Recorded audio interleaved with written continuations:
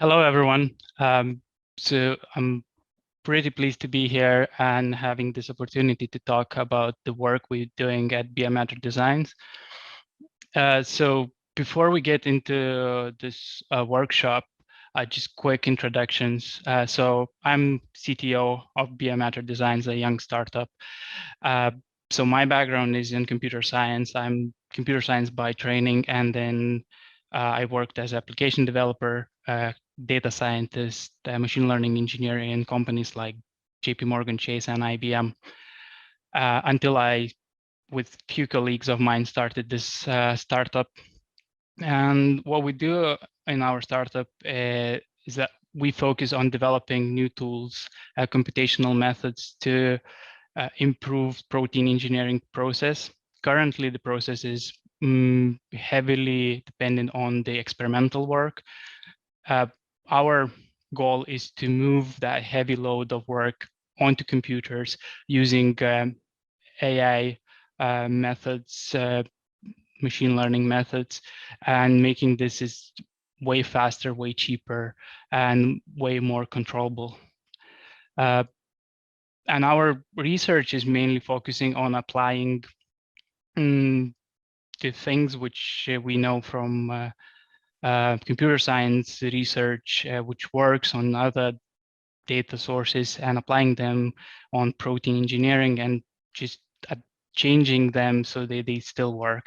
And this workshop will demonstrate that not everything can be applied straight out of the box. You have to make some changes and to make them work as intended. Yeah, so going back to this presentation or session, this will be slightly different session from what you heard before. This is very practical session, so the only thing I have here is the notebook, which you will get access to, and you will be able to run all the things you see here on the screen yourself and play around.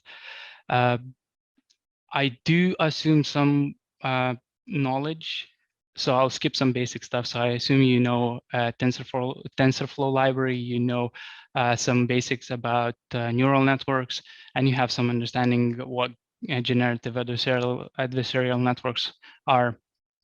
But if you don't have them, these prerequisites, feel free to listen and then just later on fill the gaps where needed. Yeah, so as the title says, I'll be talking about generative modeling, more specifically about generative adversarial networks. And the reason why we were interested in that method is its ability to generate high quality samples. And on the screen, this is a picture generated by StyleGAN to one of the implementations of GANs. And it looks remarkably realistic. And it looks like a picture of me, but it's actually not. It's not my picture. And the GAN or the generator never saw a picture of me. I'm pretty sure of that. So this ability to create this picture out of random noise is something we would like to apply in protein engineering. So just to give a brief background about why we're interested in protein engineering and what it does for us. So the easiest thing to think about proteins for me is to think about them as being a very small nanorobots, which are programmable. So you can make them to do some simple tasks, and nature uses that to do all sorts of things. For example, this is sorry. So this is this was a video of protein which does the transportation in every human being. So it just moves things around. And this is a sort of one example of protein in human body, and we have loads of them, and they do perform different functions. So that's very useful to do all sorts of things, starting from drugs, going to industry, making chemical compounds. But the problem with this is that we don't really understand how this is actually, how we can program that. We don't know this code yet, and we don't fully understand. We just know some concepts. So that's why generative adversarial networks seems to be a good fit. And if we just try to compare images and proteins, we'll see that there are some similarities. So first of all, if you think about images, they are made of pixel values. And if you try to randomly arrange pixel values, you will get a noisy picture of nothing. So it wouldn't make any sense. The same applies for proteins. They are made of 20 discrete or different amino acids, and you can chain them in the way you want, in theory, and only small fraction of those will result in something meaningful. So you can't do that randomly, and even you can't use the brute force to check all the combinations, because the number of combinations is way larger than we can process. So that's one thing. Another thing is that, similarly, the same as with images, we really don't know what is a good protein. The same way we can't describe mathematically what is good picture, which picture looks realistic and which is not. There is no easy way to measure that. The same is with proteins. We really don't understand that well. All the things that we could say without going without testing experimentally. As I mentioned, the experimental work is quite expensive. So we would like to have ability to create high quality example of proteins, which follows the rules of nature, which we don't know, but we want to infer that from the data we have. And we have quite a number of sequences which we know works, and we can use that to train the neural networks. So you have here just a summary table. And one thing which is important to mention here, that while there are similarities between proteins and images, there is one big difference, and that is that proteins are built up of categorical variables. So we have 20 amino acids, whereas images is you can think of continuous values or continuous values of pixel density. So it's ranging between 0 to 255, but well, we normalize between 1 and between 0 and 1, but it's a continuous value, whereas for proteins you have to choose 1 out of 20, and that is a sort of problems for GANs. And I will demonstrate that is actually taking the GANs which works on images doesn't necessarily mean that it will work on different data set.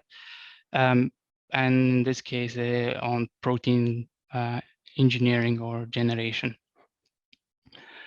So if you are interested, you can read the paper we published in Nature Machine Intelligence, more about this. There's a link. So to get a better understanding what the protein is, this is a 3D structure of the protein. So we have a sequence here, which is a primary structure as amino acids. Each letter is amino acid. But in fact, in real world, that sequence of amino acids falls into the 3D structure, which is a cartoon representation of that 3D structure. And that's something, this is something That's the 3D structure of that protein. So that's how our inputs looks like. And so for this workshop, I'll just try to show you a toy example of GANs, which is capable of generating proteins. So in order to do that, we will just need to set up our environment first. So it's nothing fancy going on here, just installing some dependencies, fetching the data, which I prepared earlier, some imports and helper methods to make the code cleaner and easier to modify. And nothing to worry about here. So the next bit and the next important bit for any machine learning problem is the data. So for this, we will use the cytidine deaminase protein, the one just a very small protein, which is essential for DNA and RNA degradation in organisms. And we want to create different variants of those proteins, which we can't find in nature, but they still perform some function, the same function, but because they're different in amino acid sequence, they will have different properties, and then we can try to look for something interesting. So yeah, so I'll use a data set from TensorFlow. So it's just a standard piece of code. You just read the file with the sequences, batch that, and just as a good practice, I'll print what I get. And you see this again, a sequence of amino acids. It's important to notice that there are a variety of amino acids used. So in reality, nature uses pretty much all of them to create functional protein. So that's something we should keep in mind when looking at the results. Other than that, it's difficult to say anything else about this. So just we trust that it's a good experimental data, and yeah. So we have a data ready. We'll move on building the baseline model. And for this, we'll start with discriminator and generator. I have two main components for GANs. So in terms of architecture of those neural networks, I try to keep them as simple as possible and as standard as possible as well. So this is just adopted from some online tutorials without making any significant changes. The only major difference is that I changed 2D convolutions to 1D convolutions. So just because we are now dealing with 1D object, a sequence of amino acid. I think it's important to mention that these architectures can be improved and tailored for more specific, to be more specific and more even better for protein engineering or any kind of problem, which is where the input is discrete. But for the sake of this workshop, I leave this out of the scope and we'll stick with what we got here. And yeah, so this is the architecture. You see, it's not huge. It's roughly 500,000 parameters for the discriminator, and same applies for generator. So yeah, we will use that to build our GAN.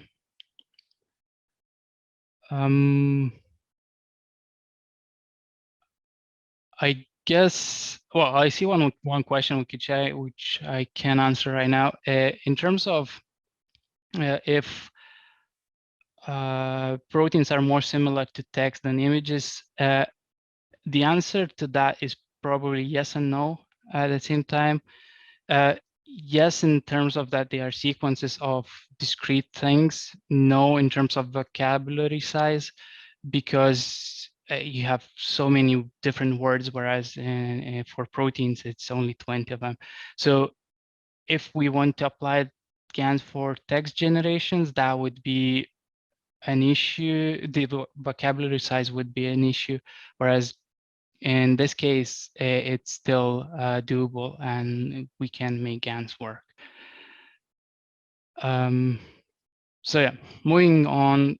So we have the discriminator and generator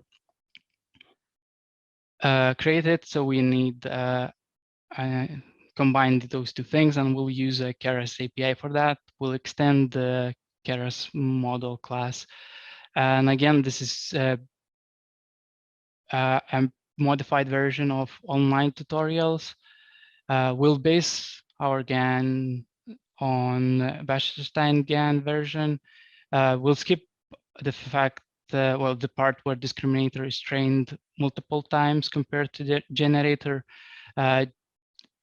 From my experiments, I didn't find any improvements or any significant improvements when training this discriminator more times.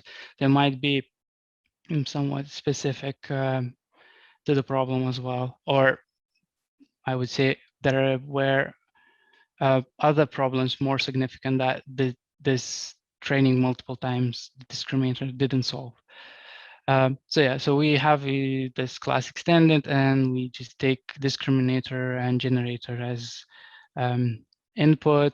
We do create optimizers for each of the neural network. We will track the loss. We'll pass the loss as well, and then we have a step counter, which we'll use later. Yeah, I mentioned in metrics, and then this is a sort of boilerplate code. We'll have a method for generating sequences. So we'll take a random noise, feed that through the generator, and that just gets returns the generated sequences. Then we have two methods, one for training discriminator and one for training generator. So this is very standard code. We just use as it is. Pretty much we apply the gradients, so we just get the those two neural networks optimized, and then we override the training steps to make those optimizations of generator and discriminator both in one step. So this is where it happens. So we have we training the discriminator and generator in one training step. We updated our metrics, which we will follow through, and then another thing which is going here is that we do one hot encode our input, which is yeah, so we just take IDs of each amino acid and then convert that to one hot encoded version. So yeah, that's our model. So the only missing piece is the loss. I'll took the loss from this link of Keras examples. So is standard loss where we have discriminator and generator having opposite goals. So I think we have all the components we need to run our GAN. So this is the baseline. We'll see how it goes. We'll run it for 25 epochs. I just repeated the data set 5 times just to make the output cleaner, but in fact it's just 25 epochs. And one last thing that we'll use a tool called BLAST to evaluate our sequences. It's not really important to understand how this works, but the way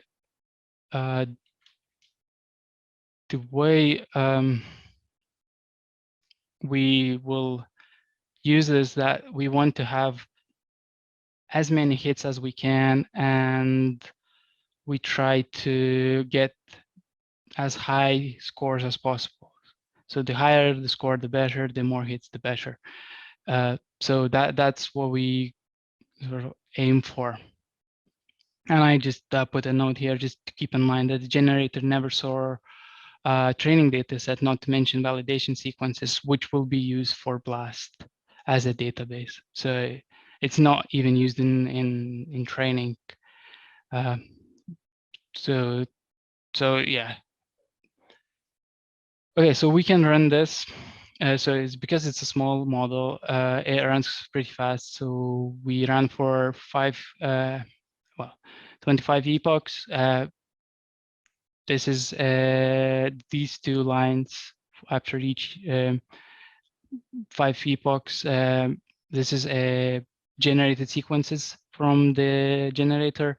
And even if you don't know a lot about protein engineering, you see that this doesn't look right. They are the same. They're not using all the amino acids. It's just something off. And that's definitely a first thing to notice, that, and it's pretty safe to say that this is not going to work. It's not going to do anything good. If you try to put this sequence in the lab and try to test it, you won't get any results. Another thing which becomes obvious right now is that loss is all over the place. It's going from big numbers to small numbers. It's jumping, it's not stable. And GANs are really hard to train because of stability issues, and this is really not great. But we can try to mitigate this issue. So the first thing we'll try is a non-saturating loss, and that's the loss which was proposed by original paper of GANs by Ian Goodfellow, and that's the formula. But the main idea is just you don't go beyond 0, and if we will apply the soft plus operation, but it is the easiest thing to, well, the way I think about this operation is just ReLU, which is smooth. So it just, if it goes beyond 0, that's just 0. Other than that, it's just a value of what we got. So we apply that to generator loss as well. And again, the same code, we'll run it. We'll run that for 25 epochs and see what we get. And as you can see here, the loss is behaving better. Sequences also having more unique amino acids, but we're not getting any hits not yet. And it seems like actually kind of entering motor collapse as such. So the first and second sequence is, well, very, very similar. So that's not really what we want. And it doesn't seem to actually going to converge anytime soon to something good. And one of the things when we did this work, we found out that there is a family of losses for GANs which actually have local convergence, and this is work by this guy and his team. They did analysis, theoretical analysis of GANs and how they converge, and their finding is that the GANs with zero-centered gradient penalties do converge, and that's the one nice example where theoretical work is actually working in practice as intended without any hiccups. So what we're gonna do, we just apply this gradient penalty, and it's called R2. So this is the formula, and this is simply applying on on the data, on the input data. And implementation will be done with gradient tape. So what we do here is we just extend our discriminator, train discriminator method, and we just have another gradient tape, which actually calculates gradients with respect with real sequences. So we just watch that and then ask TensorFlow to provide the gradients for that. And this becomes a term to the loss here. We just append this number to the loss. And this was, during our research, a very significant boost in terms of convergence speed, whereas other methods that didn't seem to converge or did it very slowly. So yeah, so that it was something we noticed. There is a multiplier here, is a hyperparameter, which it's then divided by 2 usually because of 2 here. You can play around with this one. If you don't change it significantly, you won't probably notice any difference. If you go with completely like a very huge or a very low number, you probably see you will see the impact. But this does a really good job. And the same, the rest of the code is the same. Yeah, so we added this and we'll try to train the discriminator again, same 25 epochs. And this time, this is looking better. We actually getting some hits, some scores, but that is not consistent. And we can do better than that. So one thing that we ignored up till now is that we try to generate one hot encoded sequences. And if we just take some generated sequences and try to print some positions in those sequences, we'll see that it doesn't look like one hot encoded at all. And that's the thing which Scan has to learn how to do it, but it's really difficult to achieve this by just using non-linearities and matrix multiplication. And what a good illustration what it does is that if we take the same sequences which were generated right here and we'll try to get the score from discriminator, we get this number. But if we just apply argmax operation and then do the one hot encoding, which effectively just converts these numbers in one to become one hot encoding, the score of discriminators changes dramatically. And we would like to have the one hot encoded version of the sequences, but we can't use argmax operation as it doesn't allow gradients to go through. So you won't be able to train end to end. So you need to find another way to do it. And luckily, again, there has been some research done on this, and this is a topic as well, which is of interest in reinforcement learning, I believe.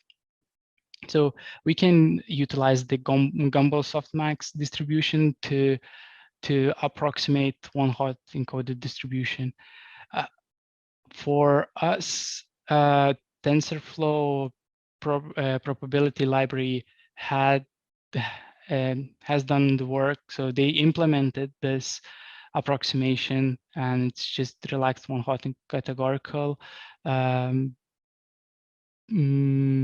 class method, maybe class, which allows you to do that. So, and this is the example how you can use it. So we have logits which are coming from generator. Let's imagine that is pretty much these numbers by just simplified version. And let's assume these are probabilities of amino acid 1, 2, and 3. And what we want to do is to convert that to one hot encoded. So we'll use this relaxed one hot categorical with these logics, and then we'll see what we get. And in fact, it looks like one hot encoded version of the same thing. So yeah, so that's very useful, and it's very good that TensorFlow has this implemented. We don't need to worry about this part. So we can add this to our GAN. So we just extend the previous version and override the generate sequence method.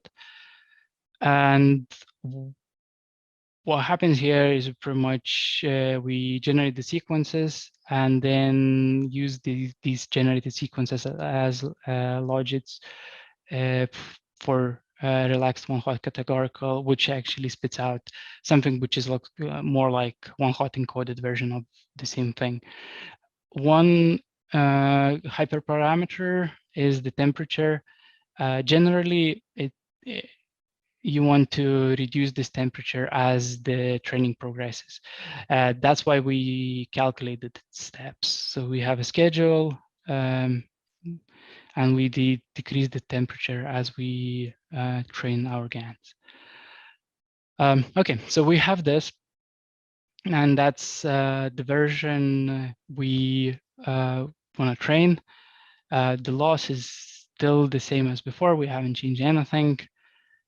So we ran this for 5 epochs, and straight away we can see that we starting getting some hits, and nothing good though at the beginning, but later on we have way more hits and the score is increasing, which means that GANs, this version of GANs is actually capable of learning this, how to create proteins and follow some rules from nature to make them look realistic, so that the discriminator can distinguish with them, between them easily. And then if we look at the generated sequences and at position 45, we'll see that this looks like a one hot encoded, and that's a good sign. Again, we can do the same thing where we take generated sequences, feed that through the discriminator, I get some score, and we apply on the same sequences the argmax operation and one hot encoding, and get a pretty much the same score, which means that the sequences which are generated by a generator looks way more like the ones from the data set, and now discriminator can't rely on looking at these numbers and seeing that they are not one hot encoded. That means it's fake is generated. Now it has to pay attention to other things, other components of the sequence, which says whether this sequence is real or not. And the goal, in ideal world, what we want is just the discriminator to be able to learn laws of nature and be able to use them to create something new. So one thing which I done with this final version, so I took one of the generated sequences and try to predict the 3D structure of the sequence. So this is the sequence I used, and what I use for prediction, structure prediction, is AlphaFold 2, a AI-based tool developed by DeepMind, and AlphaFold actually requires probably a separate session on its own. It's a incredible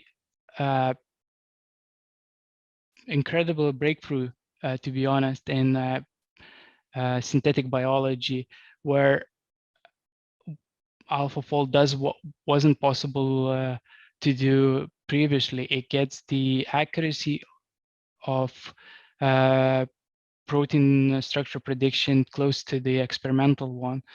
And this is very much down to the fact that we now have deep learning models and not enough data to train those. And we don't really still understand the folding process, how we go from sequence of amino acid into 3D structure completely. But now we have a tool which can approximate this pretty accurately. So I use this AlphaFold to get the structure, and then I align this with the experimental structure from PDB database. So the green one is the generated one, and cyan is the experimentally determined structure. And as you can see, they overlap a lot, which is a good indication that the function of the protein is retained, so it's not impaired. And this is a very nice ability, because now we should be able to create more variants, which, okay, I'll go one step back. These sequences, in terms of sequences, they are only 47% similar. So this is not identical sequences.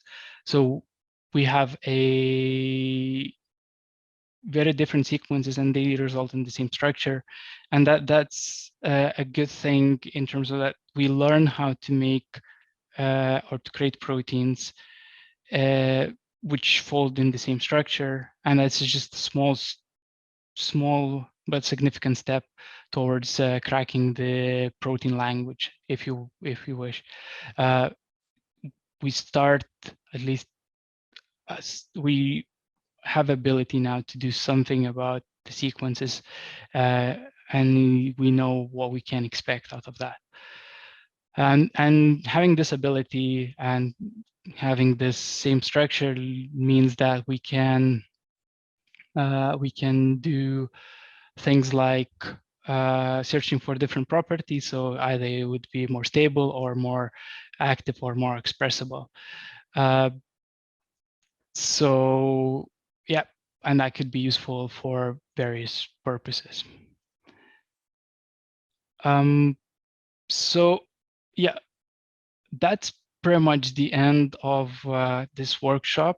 I talked a lot about protein engineering and protein generation, but the sort of underlying aim of this workshop was to show that you can apply GANs to different type of data, which is not images, and you can try to produce some high quality example for your data set.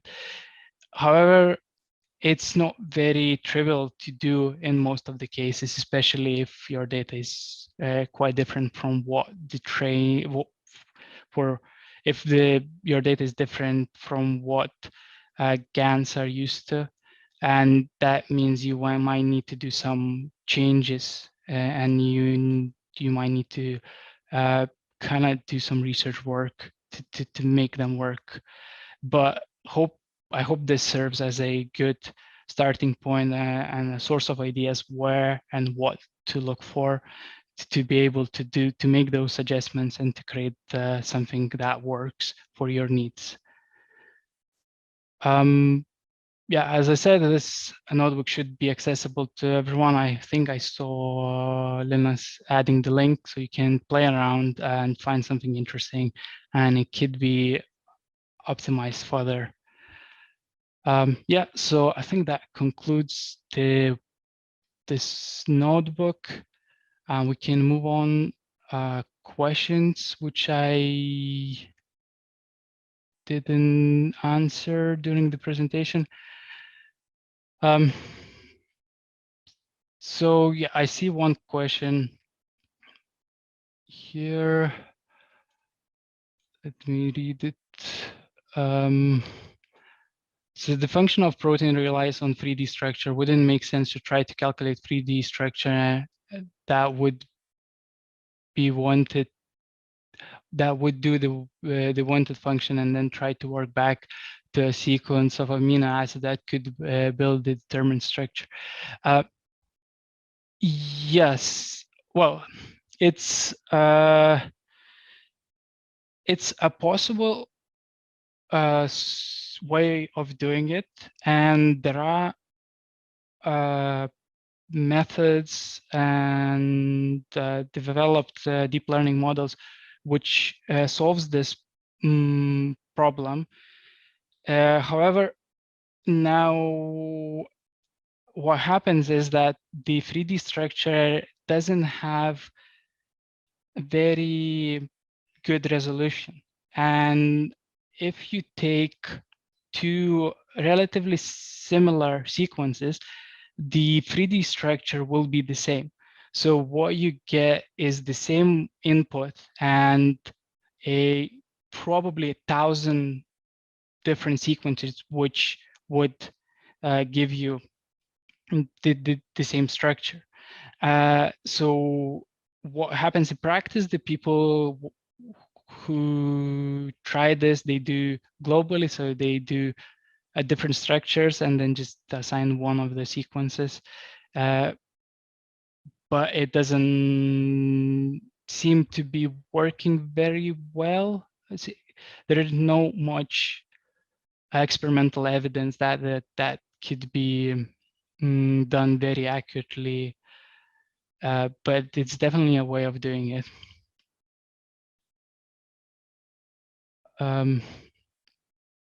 Another one, how does generating structures like proteins, molecules via GANs compares to generating same structures using reinforcement learning? Which approach you think is better? So from what I read in papers, I saw only one example where reinforcement was used to generate protein sequences, and I don't recall that they did that they validated it experimentally. So what we did in our paper, we developed this protein GAN, as we call it, a version of GAN which generates protein sequence, and we went to the lab to do the experimental testing. Without this, it's difficult to say how well this approach works. Now, in terms of which method is better, I really don't have the answer, because there are other ways of generating sequences as well. We can use something like the same approach which is used in natural language processing. They use big transformer to predict next amino acid in autoregressive fashion. That also works. Reinforcement learning would also work, but there are no hard large-scale studies to compare them. And yeah, that's pretty much what I can say about this. I think they are valid, and we need a bit more research to get to the bottom which works better. Again, another poor thing is that each of the approach has some different properties you can explore, and with GANs you have a latent space you can navigate through. So you can take a point, you can test that experimentally, and then move to one direction and test that experimentally as well. And if you see that this direction some property changes, you can actually then go further and control some properties, which is nice. Whereas I don't know how you would do that within reinforcement learning. So there are pros and cons here. Nothing concrete. Yeah, why GAN and not variational autoencoder? It's a good question. Again, after we released our paper, someone did similar thing with the variational autoencoder. And it works, and there's sort of no reason why it shouldn't. The reason why we went for GANs is its ability to create high quality images. Because if you think about proteins, even one incorrect amino acid can make protein inactive or do something very badly to it. And you want your method to be as high resolution as possible. And if you compare variational encoders and GANs at the time, there was a clear winner in terms of image quality. So we went for the GANs for that reason. Yeah, but variational autoencoder works. The paper I talked about, they did some experimental testing and they got some proteins working, but it's not directly comparable because they use different protein, which was smaller. So it's hard to compare.